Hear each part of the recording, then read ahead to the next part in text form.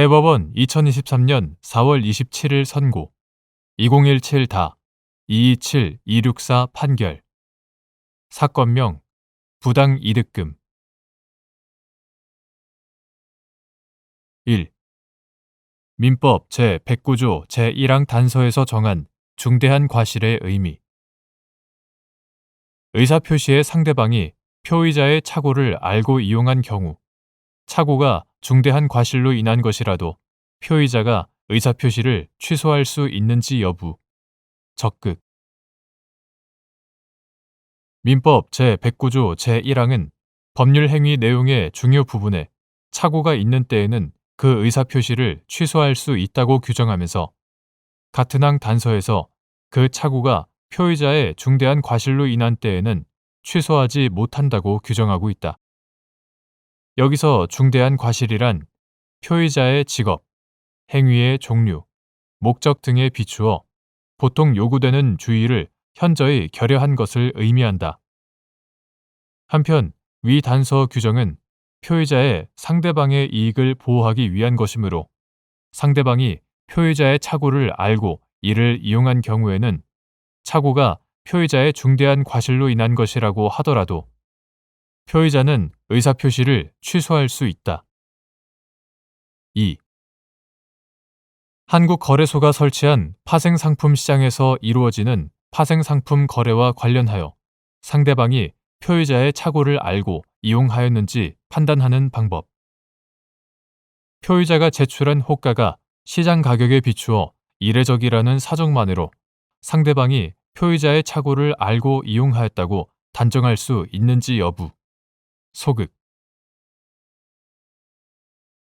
한국거래소가 설치한 파생상품 시장에서 이루어지는 파생상품 거래와 관련하여 상대방 투자 중개업자나 그 위탁자가 표의자의 착오를 알고 이용했는지 여부를 판단할 때에는 파생상품 시장에서 가격이 결정되고 계약이 체결되는 방식, 당시의 시장 상황이나 거래 관행, 거래량, 관련 당사자 사이의 구체적인 거래 형태와 호가 제출의 선호 등을 종합적으로 고려하여야 하고 단순히 표의자가 제출한 호가가 당시 시장 가격에 비추어 이례적이라는 사정만으로 표의자의 착오를 알고 이용하였다고 단정할 수 없다.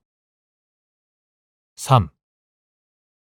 자본시장과 금융투자업에 관한 법률에 따른 금융투자업자인 갑 주식회사가 자신의 파생상품 거래 시스템에 을 주식회사로부터 사용권을 구매한 소프트웨어를 설치하고 을 회사 소속 직원에게 이자율 등 변수를 입력하도록 하여 입력된 조건에 따라 위 소프트웨어에 의해 자동으로 호가가 생성, 제출되는 방식으로 한국거래소가 설치한 파생상품 시장에서 파생상품 거래를 하였는데 을 회사 소속 직원이 위 소프트웨어에 입력할 변수 중 이자율을 계산하기 위한 설정값을 잘못 입력하여 병 외국 법인과 시장 가격에 비추어 이례적인 가격으로 다수의 파생상품 거래가 체결되자 병 회사를 상대로 착오를 이유로 위 매매 거래를 취소한다는 의사표시를 하고 부당이득 반환을 구한 사안에서 위 매매 거래에 관한 갑 회사의 착오는 중대한 과실로 인한 것이고 병 회사가 갑 회사의 착오를 이용하여 위 매매 거래를 체결하였다고 보기도 어려우므로 갑 회사가 착오를 이유로 위 매매 거래를 취소할 수 없다고 본 원심 판단을 정당하다고 한 사례.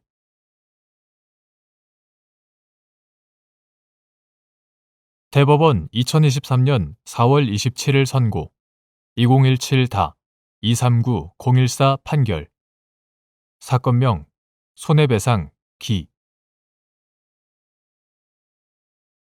책임보험계약 피보험자의 과실로 발생한 화재에 의하여 다수 피해자가 손해를 입었으나 책임보험 한도액이 다수 피해자의 손해 합계액에 미치지 못하는 경우 피해자들이 책임보험자에 대하여 직접 청구권을 행사하여 책임보험 한도액의 범위 내에서 각자 전보받지 못하고 남은 손해의 배상을 청구할 수 있는지 여부, 적극 및 피해자와 체결한 화재 보험 계약에 따라 보험금으로 그 피해자의 손해를 전부 보상한 화재 보험자가 책임 보험자에게 보험자 대위로 직접 청구를 하는 경우, 화재 보험자는 직접 청구권을 행사하는 다른 피해자들에 대한 책임보험금 지급이 이루어진 다음 책임보험 한도액의 남은 금액에 한하여 지급받을 수 있는지 여부, 원칙적 적극. 책임보험 계약은 피보험자가 보험기간 중에 사고로 인하여 제3자에게 배상할 책임을 진 경우에 그로 인한 손해보상을 목적으로 한다. 책임보험 제도는 피보험자의 재산상 손해를 전부할 뿐만 아니라 이를 통하여 실질적으로는 피해자를 보호하는 데 주된 취지가 있다. 상법 제724조가 규정하고 있는 피해자의 직접 청구권은 책임보험의 보험사고가 발생한 때 피해자가 보험 금액의 한도 내에서 책임보험자에 대해 직접 보상을 청구할 수 있도록 특별히 인정된 권리로서 피해자에게 신속, 확실한 구제 기회를 부여함으로써 피해자를 두텁게 보호하기 위한 것이다. 상법 제682조 제1항은 손해가 제3자의 행위로 인하여 발생한 경우에 보험금을 지급한 보험자는 그 지급한 금액의 한도에서 그 제3자에 대한 보험계약자 또는 피보험자의 권리를 취득한다. 다만 보험자가 보상할 보험금의 일부를 지급한 경우에는 피보험자의 권리를 침해하지 아니하는 범위에서 그 권리를 행사할 수 있다라고 규정한다. 위 규정의 취지는 피보험자가 보험자로부터 보험 금액을 지급받은 후에도 제3자에 대한 청구권을 보유, 행사하게 하는 것은 피보험자에게 손해의 전보를 넘어서 오히려 이득을 주게 되는 결과가 되어 손해보험 제도의 원칙에 반하게 되고 또 배상 의무자인 제3자가 피보험자의 보험금 수령으로 인하여 책임을 면하게 하는 것도 불합리하므로 이를 제거하여 보험자에게 이익을 귀속시키려는 데 있다. 따라서 피해자인 피보험자의 이중이득이나 가해자인 제3자의 부당한 면책의 우려가 없는 경우에는 보험자의 보험자 대위는 제한될 수 있다. 피보험자가 보험자로부터 보험금을 지급받고도 보상받지 못한 손해액이 남아있는 경우 보험자가 보험자 대위에 의하여 제3자에게 직접 청구할 수 있는 범위는 상법 제682조 제1항에 따라 피보험자가 제3자에 대하여 가지는 전체 손해배상 청구권 중 미보상 손해액을 공제한 나머지 부분에 한한다고 보는 것도 이러한 취지에서이다. 위와 같은 상법상 보험자 대위 제도와 책임보험에서의 피해자의 직접 청구권 제도의 취지는 화재 보험자가 피보험자에게 보험금을 지급한 다음 보험자 대위로 가해자의 책임 보험자에게 직접 청구권을 행사하는 경우에도 마찬가지로 적용되어야 한다. 즉, 책임보험 계약에 피보험자의 과실로 발생한 화재에 의하여 다수 피해자가 손해를 입었으나 책임보험 한도액이 다수 피해자의 손해 합계액에 미치지 못하는 경우 피해자들은 책임보험자에 대하여 직접 청구권을 행사하여 책임보험 한도액의 범위 내에서 각자 전보받지 못하고 남은 손해의 배상을 청구할 수 있다. 그러나 피해자와 체결한 화재보험 계약에 따라 보험금으로 그 피해자의 손해를 전부 보상한 화재보험자가 책임보험자에게 보험자 대위로 직접 청구를 하는 경우 화재보험자는 직접 청구권을 행사하는 다른 피해자들보다 우선하여 책임보험금을 지급받을 수 없고 특별한 사정이 없는 한 피해자들에 대한 책임보험금 지급이 이루어진 다음 책임보험 한도액에 남은 금액이 있다면 이에 대해서 지급받을 수 있을 뿐이라고 보아야 한다.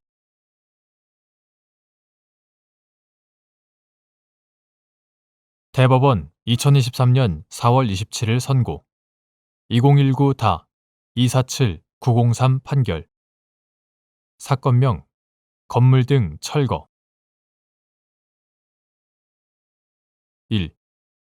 우리나라의 영토 내에서 행하여진 외국의 사법적 행위에 대해 해당 국가를 피고로 하여 우리나라 법원이 재판권을 행사할 수 있는지 여부 원칙적 적극 국제관습법에 의하면 국가의 주권적 행위는 다른 국가의 재판권으로부터 면제되는 것이 원칙이다. 그러나 우리나라의 영토 내에서 행하여진 외국의 사법적 행위에 대하여는 그것이 주권적 활동에 속하는 것이거나 이와 밀접한 관련이 있어서 이에 대한 재판권의 행사가 외국의 주권적 활동에 대한 부당한 간섭이 될 우려가 있다는 등의 특별한 사정이 없는 한 해당 국가를 피고로 하여 우리나라 법원이 재판권을 행사할 수 있다. 2.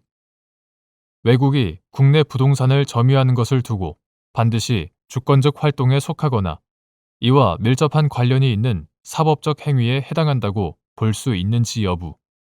소극.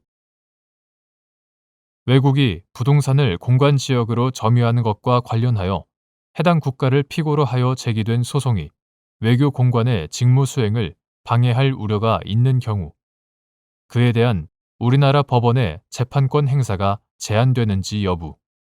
적극. 및 이때 위 소송이 외교 공관의 직무 수행을 방해할 우려가 있는지 판단하는 기준. 부동산은 영토 주권의 객체로 부동산 점유 주체가 외국이라는 이유만으로 부동산 소재지 국가 법원의 재판권에서 당연히 면제된다고 보기 어렵고 부동산을 점유하는 데에는 다양한 원인과 목적, 형태가 있을 수 있으므로 외국이 국내 부동산을 점유한 것을 두고 반드시 주권적 활동에 속하거나 이와 밀접한 관련이 있는 사법적 행위에 해당한다고 볼 수도 없다. 다만 외교 공관은 한 국가가 자국을 대표하여 외교 활동을 하고 자국민을 보호하며 영사, 사무 등을 처리하기 위하여 다른 국가에 설치한 기관이므로 외국이 부동산을 공관 지역으로 점유하는 것은 그 성질과 목적에 비추어 주권적 활동과 밀접한 관련이 있다고 볼 수 있고 국제법상 외국의 공관 지역은 원칙적으로 불가침이며 접수국은 이를 보호할 의무가 있다. 따라서 외국이 부동산을 공관 지역으로 점유한 것과 관련하여 해당 국가를 피고로 하여 제기된 소송이 외교 공관의 직무 수행을 방해할 우려가 있는 때에는 그에 대한 우리나라 법원의 재판권 행사가 제한되고 이때 그 소송이 외교 공관의 직무 수행을 방해할 우려가 있는지 여부는 원고가 주장하는 청구 권한과 내용, 그에 근거한 승소 판결의 효력, 그 청구나 판결과 외교 공관 또는 공관 직무의 관련성 정도 등을 종합적으로 고려하여 판단하여야 한다.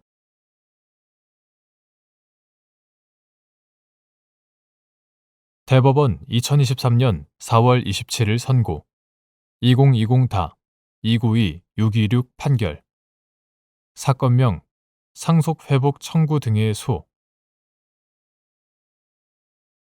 민법 제1007조에서 정한 상속분의 의미 법정 상속분 및 공동상속인들 사이에서 상속재산의 분할이 맞춰지지 않았음에도 특정 공동상속인에 대하여 특별수익 등을 고려하면 그의 구체적 상속분이 없다는 등의 이유를 들어 개개의 상속재산에 관하여 법정 상속분에 따른 권리 승계가 아예 이루어지지 않았다거나 법정 상속분에 따라 맞춰진 상속을 원인으로 한 소유권 이전 등기가 원인 무효라고 주장하는 것이 허용되는지 여부. 소극. 민법 제1007조는 공동상속인은 각자의 상속분에 응하여 피상속인의 권리, 의무를 승계한다 라고 정하는 바, 위 조항에서 정한 상속분은 법정 상속분을 의미하므로 일단 상속이 개시되면 공동상속인은 각자의 법정 상속분의 비율에 따라 모든 상속재산을 승계한다. 또한 민법 제1006조는 상속인이 수인인 때에는 상속재산은 그 공유로 한다 라고 정하므로 공동상속인들은 상속이 개시되어 상속재산의 분할이 있을 때까지 민법 제1007조에 기하여 각자의 법정 상속분에 따라서 이를 잠정적으로 공유하다가 특별수익 등을 고려한 구체적 상속분에 따라 상속재산을 분할함으로써 위와 같은 잠정적 공유 상태를 해소하고 최종적으로 개개의 상속재산을 누구에게 귀속시킬 것인지를 확정하게 된다. 그러므로 공동상속인들 사이에서 상속재산의 분할이 맞춰지지 않았음에도 특정 공동상속인에 대하여 특별 수익 등을 고려하면 그의 구체적 상속분이 없다는 등의 이유를 들어 그 공동 상속인에게는 개개의 상속 재산에 관하여 법정 상속분에 따른 권리 승계가 아예 이루어지지 않았다거나 부동산인 상속 재산에 관하여 법정 상속분에 따라 맞춰진 상속을 원인으로 한 소유권 이전 등기가 원인 무효라고 주장하는 것은 허용될 수 없다.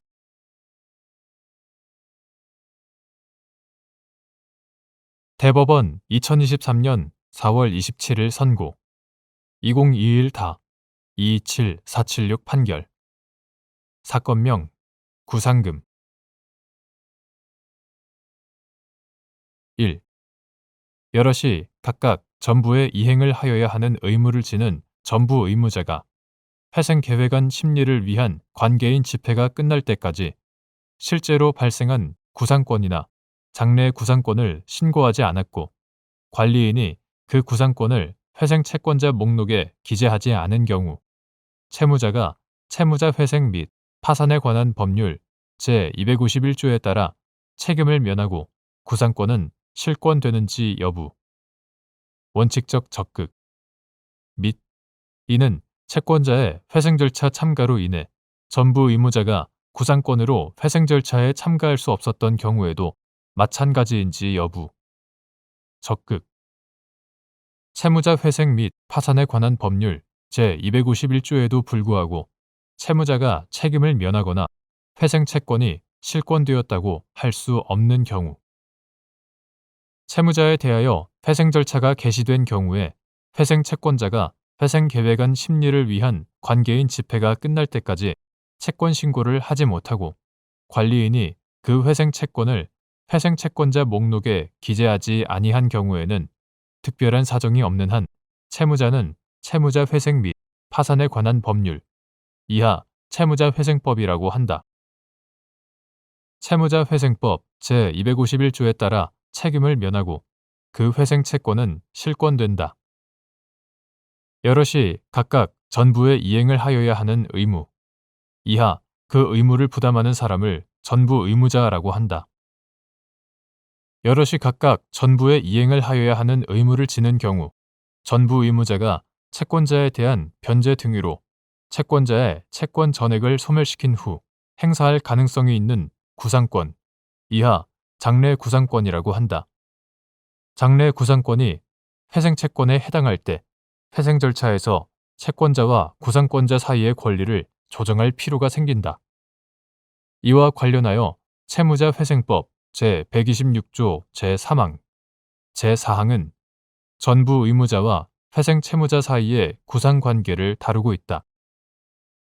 채권자가 회생 절차에 참가하지 않은 경우 전부 의무자는 구상권을 취득하지 않았더라도 장래 구상권으로 회생 절차에 참가할 수 있다. 제126조 제3항 본문 참조.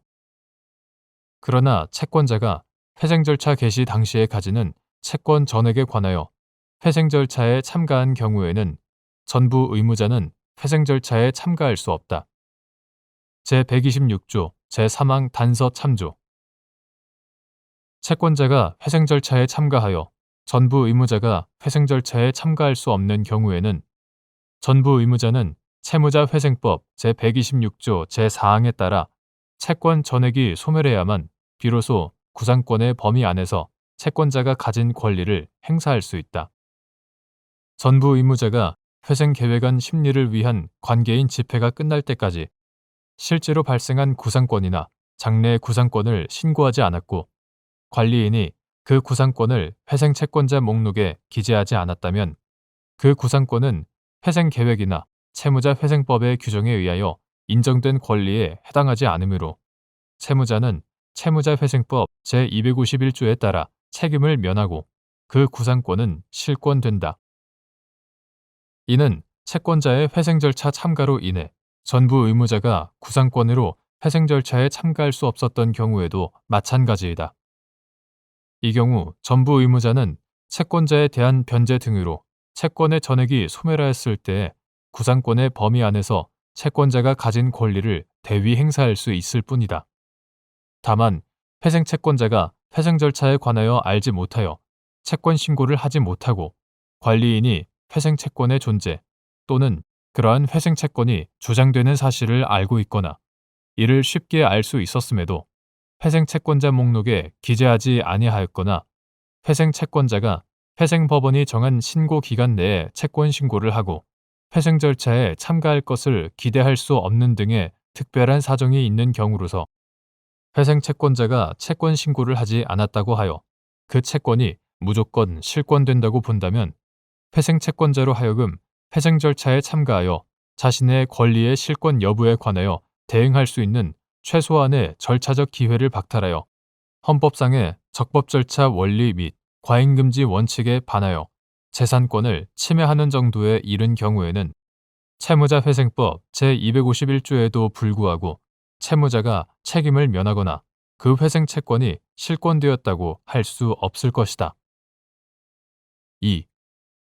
한국토지주택공사가 아파트 신축 공사 중 일부를 갑 주식회사와 을 주식회사로 구성된 공동 이행 방식의 공동수급체에 도급하였고 병 주식회사가 도급계약상 수급인의 의무를 연대 보증하였으며 정보험회사는 갑회사 및 을회사와 하자보증보험 계약을 체결하였고 그 후 아파트 입주자 대표회의가 한국토지주택공사를 상대로 제기한 하자보수를 가름하는 손해배상 청구 소송 계속 중 을회사에 대한 회생 절차가 개시되자 정회사는 하자보증보험 계약에 따른 채무 이행 후 발생할 장래의 구상권을 신고하였으나 갑회사 등은 채권 신고를 하지 않았는데 갑회사가 병회사에 구상금을 지급함으로써 취득한 을회사에 대한 구상금 채권이 회생계획 인가 결정에 따라 실권되었는지 문제된 사안에서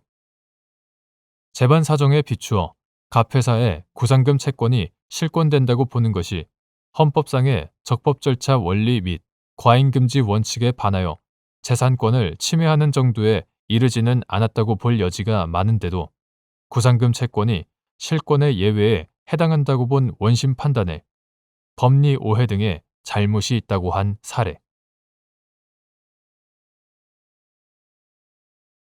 대법원 2023년 4월 27일 선고 2021다 229-601 판결 사건명 근로에 관한 소송 1.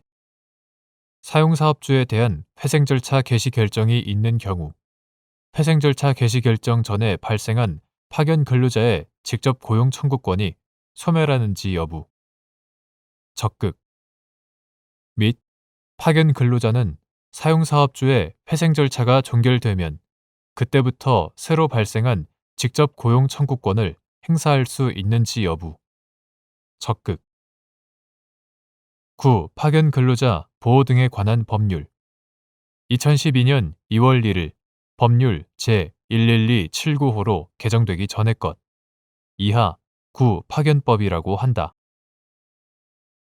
9. 파견법 제6조의 2, 제2항은 파견 근로자가 명시적인 반대 의사를 표시하거나 대통령령이 정하는 정당한 이유가 있는 경우에는 같은 조 제1항의 사용사업주의 직접 고용 의무 규정이 적용되지 않는다고 규정하고 있고 9. 파견 근로자 보호 등에 관한 법률 시행령 2014년 9월 24일 대통령령 제25630호로 개정되기 전의 것 9. 파견 근로자 보호 등에 관한 법률 시행령 제2조의 2, 제1호는 9. 임금채권보장법 시행령 2014년 9월 24일 대통령령 제25630호로 개정되기 전의 것 9. 임금채권보장법 시행령 제4조 제1호부터 제3호까지 정한 사용사업주에 대한 파산 선고, 회생 절차 개시 결정 및 미지급 임금 등을 지급할 능력이 없다고 인정되는 일정한 경우를 9. 파견법 제6조의 2, 제2항에 규정된 대통령령이 정하는 정당한 이유가 있는 경우의 하나로 규정하고 있다.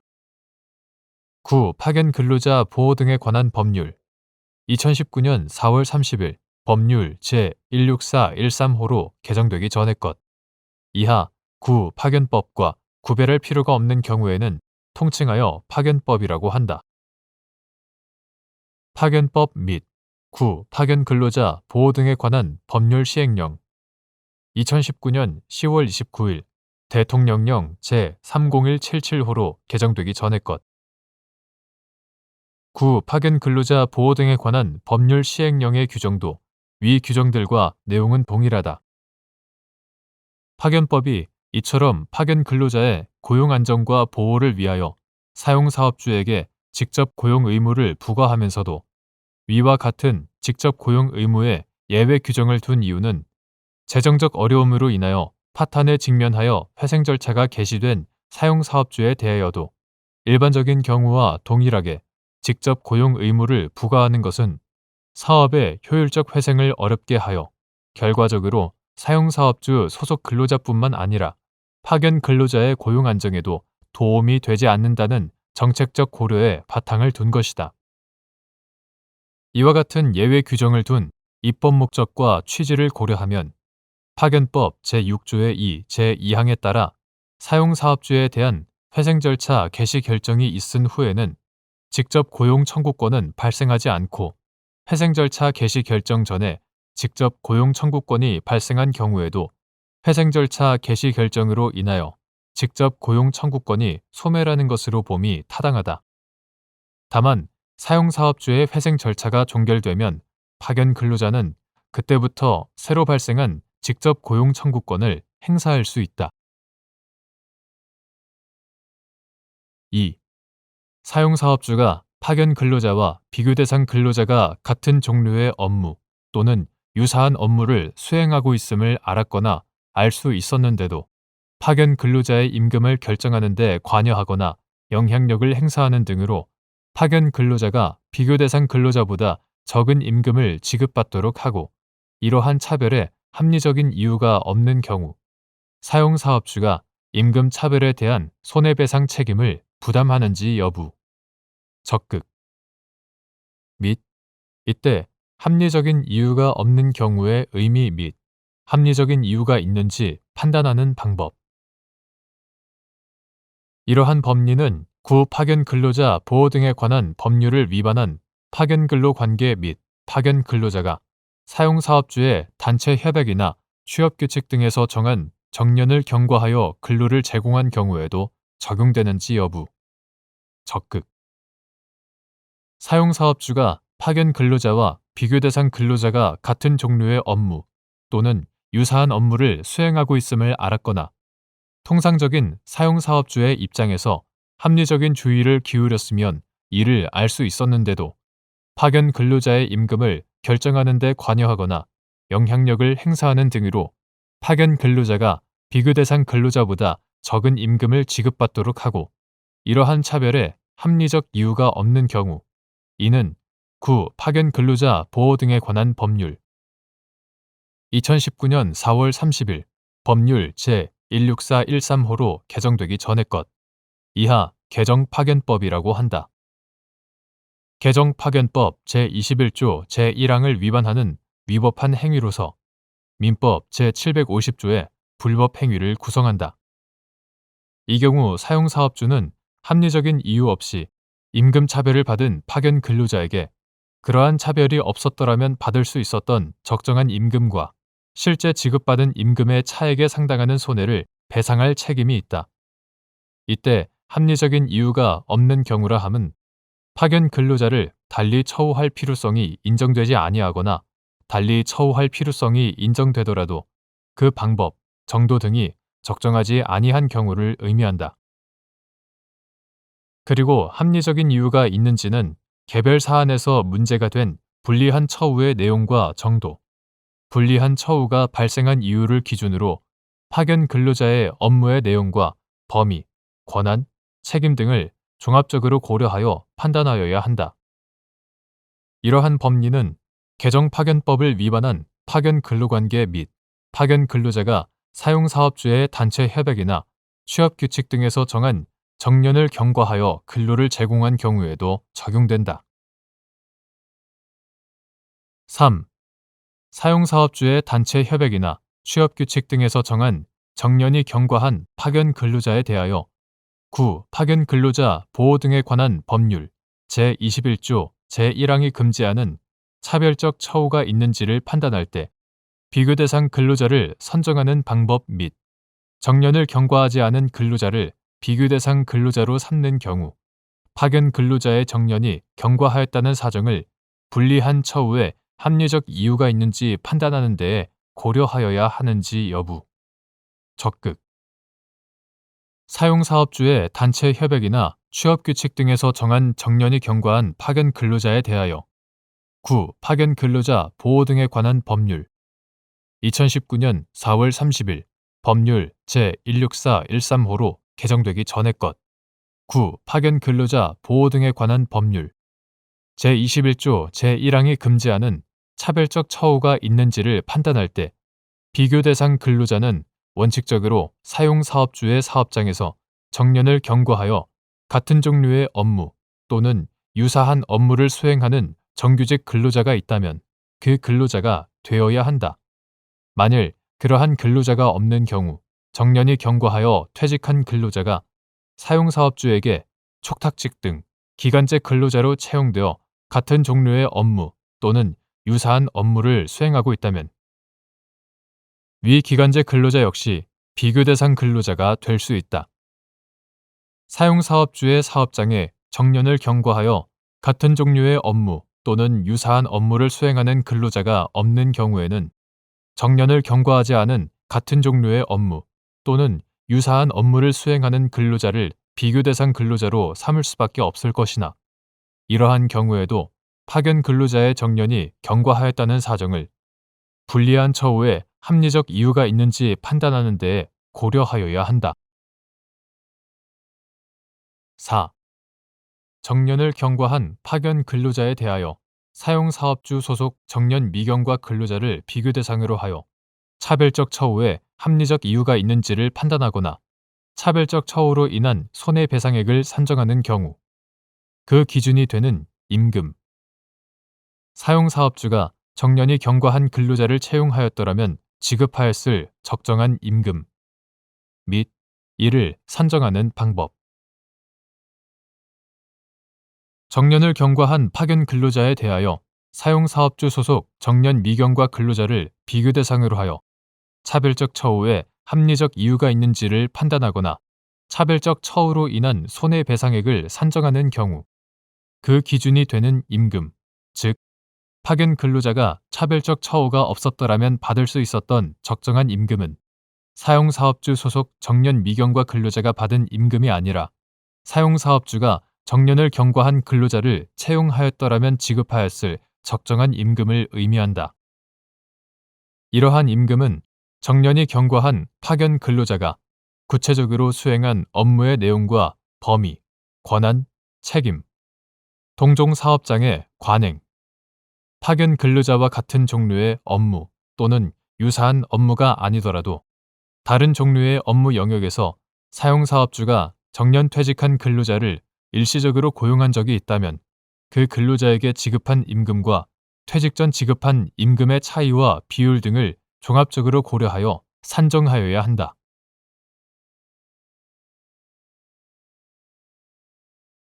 대법원 2023년 4월 27일 선고 2021다 262-905 판결 사건명 손해배상 기 1. 불법 행위로 인한 손해배상 책임을 지우기 위한 요건으로서 위법한 행위와 손해 사이에 상당 인과관계가 있는지 판단하는 방법. 불법 행위로 인한 손해배상 책임을 지우려면 위법한 행위와 원고가 입은 손해 사이에 상당 인과관계가 있어야 하고 상당 인과관계의 유무는 결과 발생의 개연성, 위법 행위의 태양 및 피침해 이익의 성질 등을 종합적으로 고려하여 판단하여야 한다. 2. 광고가 소비자를 속이거나 소비자로 하여금 잘못 알게 할 우려가 있는지 판단하는 기준. 표시, 광고의 공정화에 관한 법률 제10조 제1항에 따른 손해배상 책임을 인정하는 경우.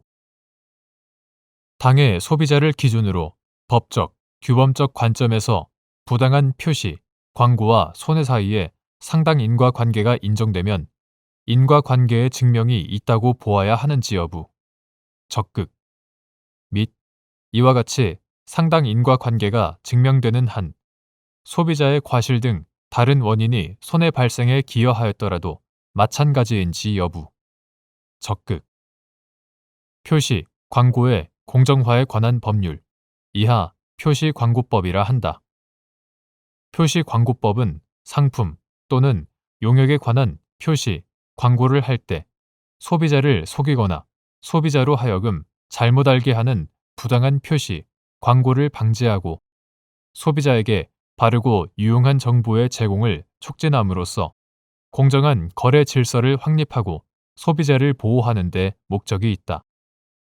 일반 소비자는 광고에서 직접적으로 표현된 문장, 단어, 디자인, 도안, 소리 또는 이들의 결합에 의하여 제시되는 표현뿐만 아니라 광고에서 간접적으로 암시하고 있는 사항, 관례적이고 통상적인 상황 등도 종합하여 전체적, 궁극적 인상을 형성하게 되므로 광고가 소비자를 속이거나 소비자로 하여금 잘못 알게 할 우려가 있는지는 보통의 주의력을 가진 일반 소비자가 그 광고를 받아들이는 전체적, 궁극적 인상을 기준으로 하여 객관적으로 판단하여야 한다.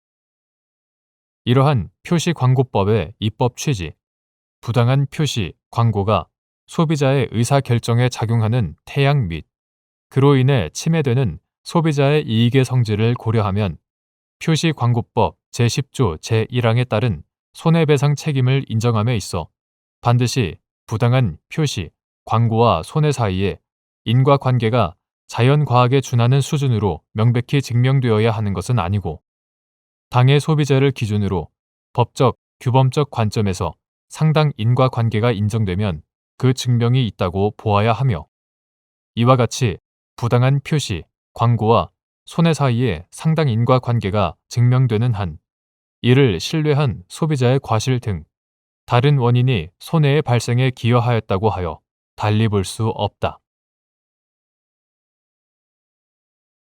3. 불법 행위로 인한 손해배상 청구 소송에서 재산적 손해의 발생 사실은 인정되나 구체적인 손해 액수를 입증하는 것이 사안의 성질상 곤란한 경우 법원이 증거조사의 결과와 변론 전체의 취지에 의하여 밝혀진 모든 간접 사실들을 종합하여 상당 인과관계에 있는 손해의 범위인 수액을 판단할 수 있는지 여부. 적극 불법 행위로 인한 손해배상 청구 소송에서 재산적 손해의 발생 사실은 인정되나 그 구체적인 손해 액수를 입증하는 것이 사안의 성질상 곤란한 경우 법원은 증거조사의 결과와 변론 전체의 취지에 의하여 밝혀진 당사자들 사이의 관계, 불법 행위와 그로 인한 재산적 손해가 발생하게 된 경위, 손해의 성격, 손해가 발생한 이후에 재반 정황 등에 관련된 모든 간접 사실들을 종합하여 상당 인과관계에 있는 손해의 범위인 수액을 판단할 수 있다. 표시, 광고의 공정화에 관한 법률 제11조도 부당한 표시, 광고 행위로 손해가 발생된 사실은 인정되나 그 손해액을 증명하는 것이 사안의 성질상 곤란한 경우 법원은 변론 전체의 취지와 증거조사의 결과에 기초하여 상당한 손해액을 인정할 수 있다고 정하였다. 4. 갑 주식회사가 다른 지역에서 운영하던 공장을 이전하기 위하여 을 주식회사가 지방자치단체와 공동으로 개발하는 기업도시 내 공장 용지를 매수하고 건물을 신축하였다가 취득세 및 재산세 감면에 관한 분양 안내서의 기재 내용과 달리 위 토지와 건물에 관하여 취득세와 재산세 등을 납부하게 되자 분양 안내서를 작성, 배포한 을 회사를 상대로 표시, 광고의 공정화에 관한 법률에 따른 손해배상을 구한 사안에서 갑 회사가 분양 안내서의 내용을 신뢰하여 취득세 및 재산세의 감면을 받는 것으로 오인하고 토지를 매수한 것으로 추단함이 타당하고 사안의 성질상 갑 회사가 입은 구체적인 손해 액수를 증명하는 것이 매우 곤란한 경우에 해당하므로 간접 사실들을 종합하여 을 회사의 허위, 과장 광고와 상당 인과관계에 있는 갑회사의 손해액을 정할 수 있는데도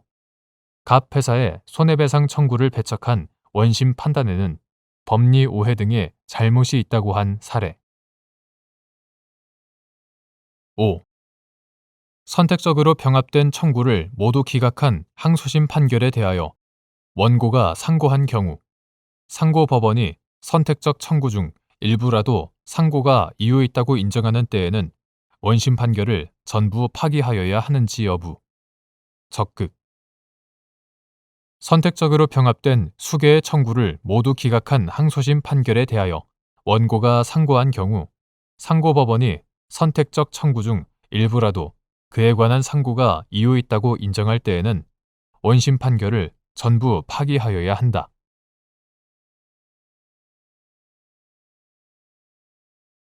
대법원 2023년 4월 27일 선고 2021타 276, 225 등 판결. 사건명 가등기의 기한 본등기 절차 이행 청구 등. 부동산 등기법 제23조 제4항에서 말하는 등기 절차의 이행을 명한 판결은 주문에 반드시 등기 절차를 이행하라는 등기 의무자의 등기 신청 의사를 진술하는 내용 등이 포함되어 있어야 하는지 여부. 적극.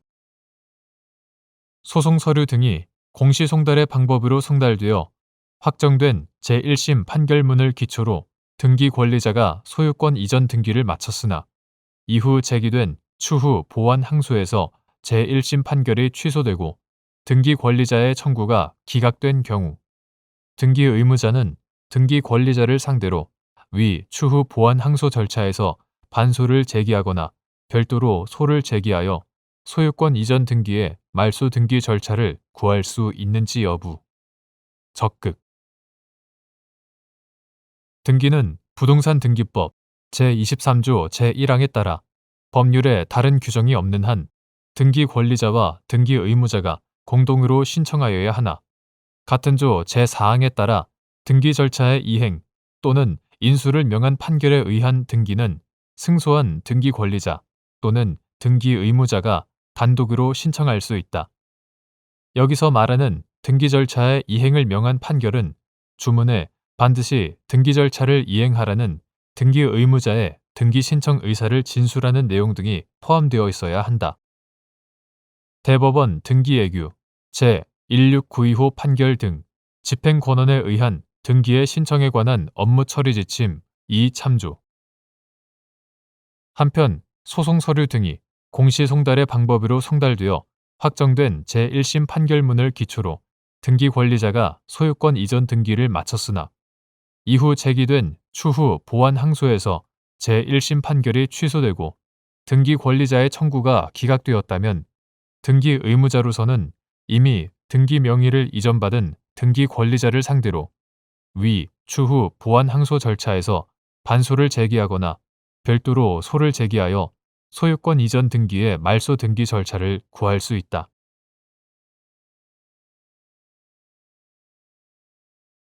대법원 2023년 4월 27일 선고 2022다 273-018 판결. 사건명 유치권 존재 확인의 소. 1. 유치권의 피담보 채권이 되기 위한 요건 및 법률과 관습법이 인정하지 않는 새로운 종류나 내용의 물권을 창설할 수 있는지 여부. 소극. 유치권은 점유하는 물건으로서 유치권자의 피담보 채권에 대한 우선적 만족을 확보하여 주는 법정 담보 물건이다. 민법 제320조 제1항은 타인의 물건 또는 유가증권을 점유한 자는 그 물건이나 유가증권에 관하여 생긴 채권이 변제기에 있는 경우에는 변제를 받을 때까지 그 물건 또는 유가증권을 유치할 권리가 있다라고 규정하고 있으므로 유치권의 피담보 채권은 그 물건에 관하여 생긴 채권이어야 한다. 민법 제185조는 물권은 법률 또는 관습법에 의하는 외에는 임의로 창설하지 못한다라고 정하여 물권 법정 주의를 선언하고 있다. 물권법의 강행 법규성에 따라 법률과 관습법이 인정하지 않는 새로운 종류나 내용의 물권을 창설하는 것은 허용되지 않는다.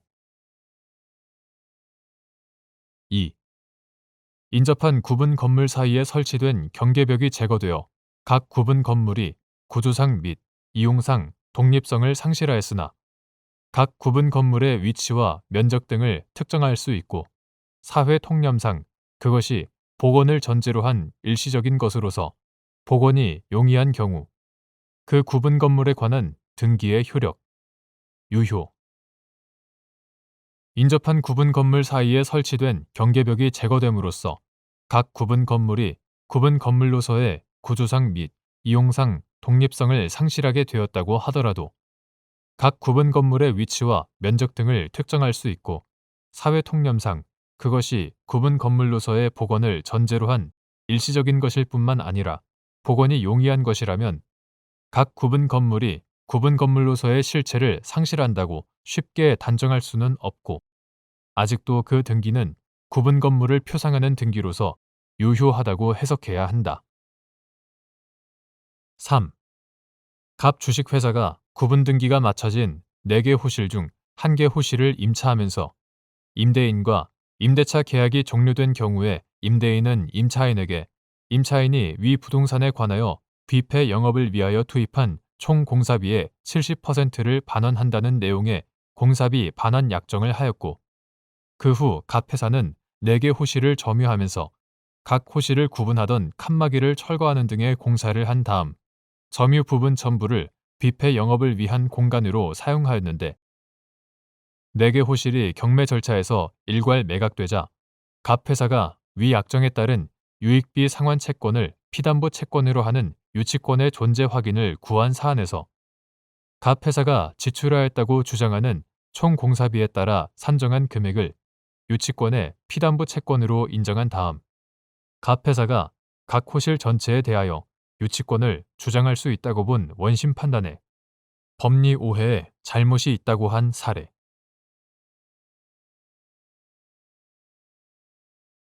대법원 2023년 4월 27일 선고 2022-303-216 판결 사건명 보험금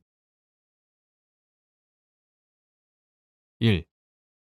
보험약관에서 정하는 상해의 요건인 급격하고도 우연한 외래의 사고 중 외래의 사고의 의미 및 사고의 외래성과 상해 또는 사망이라는 결과 사이의 인과관계에 관한 증명책임의 소재 보험금 청구자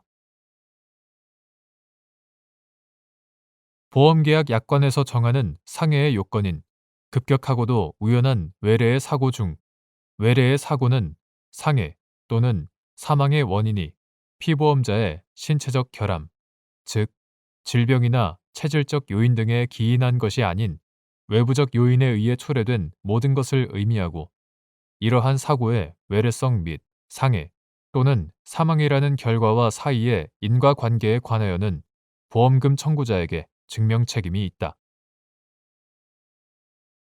2. 보험약관에 정한 우연한 외래의 사고로 피보험자가 사망하였는지를 판단함에 있어 문제된 사고와 사망이라는 결과 사이의 인과관계 증명 정도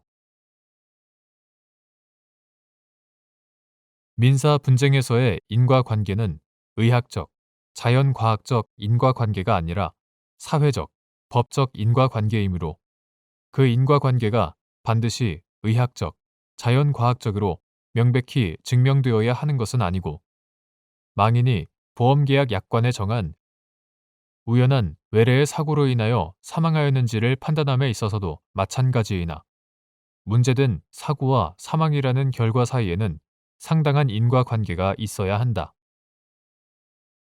3. 어떤 특정한 사항에 관하여 상반되는 여러 개의 감정 결과가 있는 경우 감정 방법의 적법 여부를 심리, 조사하지 않은 채 어느 하나의 감정 결과를 다른 감정 결과와 상이하다는 이유만으로 배척할 수 있는지 여부, 소극 및 동일한 감정 사항에 대하여 2개 이상의 감정 기관이 서로 모순되거나 불명료한 감정 의견을 내놓고 있는 경우, 감정 결과를 증거로 채용하기 위해 법원이 취할 조치. 이러한 법리는 전문적인 학식과 경험이 있는 사람이 작성한 감정 의견이 기재된 서면이 서증의 방법으로 제출된 경우에도 마찬가지로 적용되는지 여부. 적극. 어떤 특정한 사항에 관하여 상반되는 여러 개의 감정 결과가 있는 경우, 각 감정 결과의 감정 방법이 적법한지 여부를 심리, 조사하지 않은 채 어느 하나의 감정 결과가 다른 감정 결과와 상이하다는 이유만으로 그 감정 결과를 배척할 수는 없다. 그리고 동일한 감정 사항에 대하여 두 개 이상의 감정 기관이 서로 모순되거나 불명료한 감정 의견을 내놓고 있는 경우, 법원이 그 감정 결과를 증거로 채용하여 사실을 인정하기 위해서는 다른 증거 자료가 뒷받침되지 않는 한 각 감정 기관에 대하여 감정서에 보완을 명하거나 증인 신문이나 사실 조회 등의 방법을 통하여 정확한 감정 의견을 밝히도록 하는 등 적극적인 조치를 강구하여야 한다. 이러한 법리는 전문적인 학식과 경험이 있는 사람이 작성한 감정 의견이 기재된 서면이 서증의 방법으로 제출된 경우에 사실심 법원이 이를 채택하여 사실 인정의 자료로 삼으려 할 때에도 마찬가지로 적용될 수 있다. 4. 갑의 배우자였던 을이 병보험회사와 사이에 피보험자를 갑, 보험 수익자를 피보험자의 법정 상속인으로 하여 피보험자가 상해의 직접 결과로 사망하는 경우, 일반 상해 사망보험금을 지급하는 내용의 보험계약을 체결하였는데 갑이 계단에서 미끄러져 넘어지는 사고로 병원에서 입원 치료를 받다가 식사 중 의식을 잃고 쓰러져 사망하자 갑의 상속인 정이 병회사를 상대로 일반 상해 사망보험금의 지급을 구한 사안에서 갑의 사인에 관해 질식과 급성 심근경색증이 모두 가능성이 있다는 진료기록 감정 촉탁 결과와 급성 심근경색증이라는 진료기록 감정 촉탁 및 사실조회 결과가 각 제출되었는데도 각 감정 촉탁 결과의 신빙성을 판단하기 위한 추가적 조치를 취하지 않은 채 갑에게 질식이 발생하였고 질식이 갑의 사망의 원인이 되었음을 완전히 배제할 수 없다는 이유로 정의 청구를 일부 받아들인 원심 판단에 법리 오해 등의 잘못이 있다고 한 사례.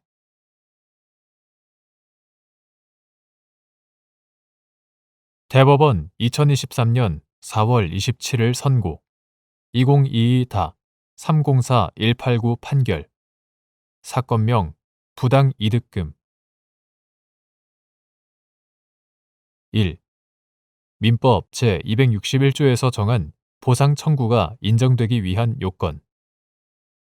계약에 따른 급부가 계약의 상대방 아닌 제3자의 이익으로 된 경우, 급부를 한 계약 당사자가 제3자에 대하여 직접 부당이득 반환을 청구할 수 있는지 여부.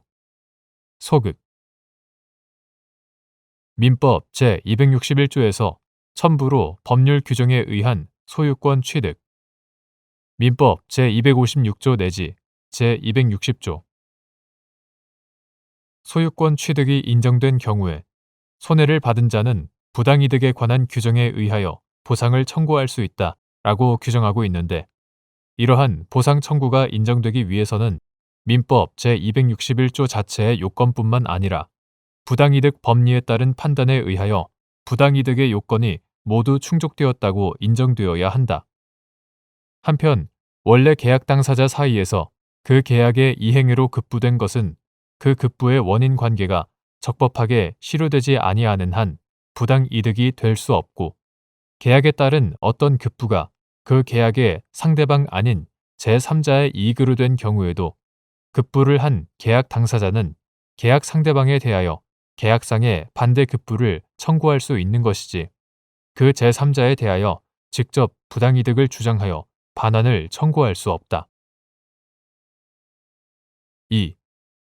갑 상가는 을 지방자치단체가 기부 체납받아 병 주식회사의 관리가 위탁된 행정재산으로 병회사가 갑 상가에 대한 계보수 공사를 실시하기로 하고 을 지방자치단체의 승인을 받아 계약 금액을 확정하였으며, 갑상가 임차인들이 공사 비용을 부담하고 보수공사 진행 및 기부 체납을 할 목적으로 소속 상인들을 위원장 및 위원으로 한 정추진위원회가 설립되었는데, 병회사가 을지방자치단체에 보수공사의 설계 변경 및 계약금액 증액에 관한 승인 요청 의사를 전달하였으나 승인을 받지 못하였음에도 을지방자치단체의 승인 없는 변경 시공까지 완료한 다음 개보수 시설물 전부를 기부 체납하자 공사 비용을 실제 지출한 정추진위원회가 을지방자치단체를 상대로 변경 시공으로 설치된 동산들에 관하여 부합으로 인한 부당이득 반환을 구한 사안에서 을지방자치단체가 위 동산들의 부합으로 이익을 얻게 되었더라도 정추진위원회가 직접 을지방자치단체를 상대로 그 반환을 구할 수 있는 부당이득으로 볼 수 없다고 한 사례.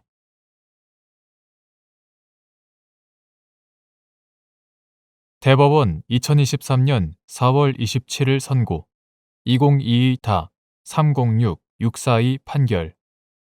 사건명 건물 등 철거. 지상권의 존속기간 만료 후 지체 없이 행사하지 않아 지상권 갱신 청구권이 소멸한 경우 민법 제283조 제2항에 지상물 매수 청구권이 발생하는지 여부. 소극. 민법 제283조 제2항에서 정한 지상물 매수 청구권은 지상권이 존속기간의 만료로 인하여 소멸하는 때 지상권자에게 갱신 청구권이 있어 갱신 청구를 하였으나 지상권 설정자가 계약갱신을 원하지 아니할 때 비로소 행사할 수 있는 권리이다. 한편 지상권 갱신 청구권의 행사는 지상권의 존속기간 만료 후 지체 없이 하여야 한다. 따라서 지상권의 존속기간 만료 후 지체 없이 행사하지 아니하여 지상권 갱신 청구권이 소멸한 경우에는 지상권자의 적법한 갱신 청구권의 행사와 지상권 설정자의 갱신 거절을 요건으로 하는 지상물 매수 청구권은 발생하지 않는다.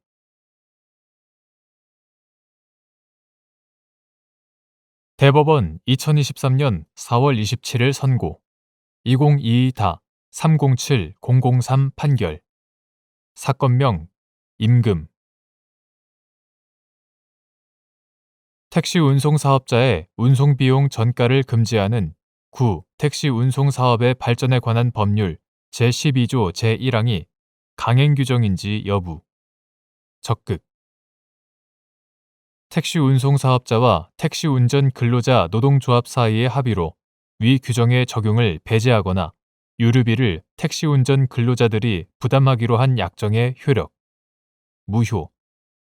및 택시 운송 사업자가 유류비를 부담하는 것을 회피할 의도로 노동조합과 사이에 외형상 유류비를 택시 운송 사업자가 부담하기로 정하되 실질적으로는 택시 운전 근로자에게 부담시키기 위해 택시 운전 근로자가 납부할 산업금을 인상하는 합의를 하는 것과 같이 강행 규정인 위 규정의 적용을 잠탈하기 위한 탈법적인 행위 역시 무효인지 여부.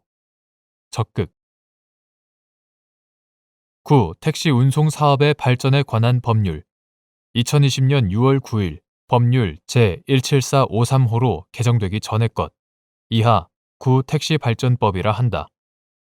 구 택시발전법 제12조 제1항 이하 이 사건 규정이라 한다. 이 사건 규정은 대통령령으로 정하는 사업구역의 택시 운송 사업자는 택시의 구입 및 운행에 드는 비용 중 다음 각 호의 비용을 택시 운수 종사자에게 부담시켜서는 아니 된다라고 규정하면서 각 호에서 유류비, 제2호, 유류비 등을 들고 있다. 유류비를 택시 운수 종사자에게 전가시킨 택시 운송 사업자에 대하여는 국토교통부 장관이 택시 운송 사업 면허의 취소, 일정 기간 사업의 정지, 감차 등이 따르는 사업계획 변경을 명할 수 있고 제18조 제1항 제1호 1,000만 원 이하의 과태료가 부과된다.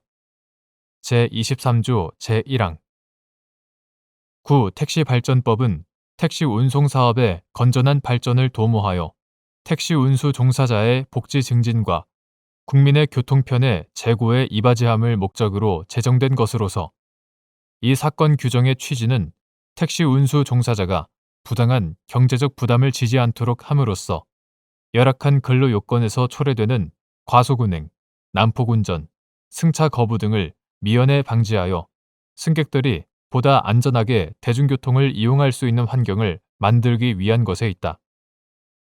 위와 같은 택시발전법의 제정 목적과 이 사건 규정의 도입 취지 및 내용, 이 사건 규정을 위반한 행위가 각종 행정제재 및 과태료 부과 대상이 되는 점, 택시 운송 사업의 공공성과 택시 운송 사업자에 대한 택시 운수 종사자, 택시 운전 근로자, 택시 운수 종사자의 종속적 지위 등을 종합적으로 고려하면 택시 운송 사업자의 운송비용 전가를 금지하는 이 사건 규정은 강행 규정으로 보아야 한다. 따라서 택시 운송 사업자와 택시 운전 근로자 노동조합 사이의 합의로 이 사건 규정의 적용을 배제하거나 유류비를 택시 운전 근로자들이 부담하기로 약정하는 것은 무효이다. 나아가 택시 운송 사업자가 유류비를 부담하는 것을 회피할 의도로 노동조합과 사이에 외형상 유류비를 택시 운송 사업자가 부담하기로 정하되 실질적으로는 유류비를 택시 운전 근로자에게 부담시키기 위해 택시 운전 근로자가 납부할 산업금을 인상하는 합의를 하는 것과 같이 강행 규정인 이 사건 규정의 적용을 잠탈하기 위한 탈법적인 행위 역시 무효라고 보아야 한다.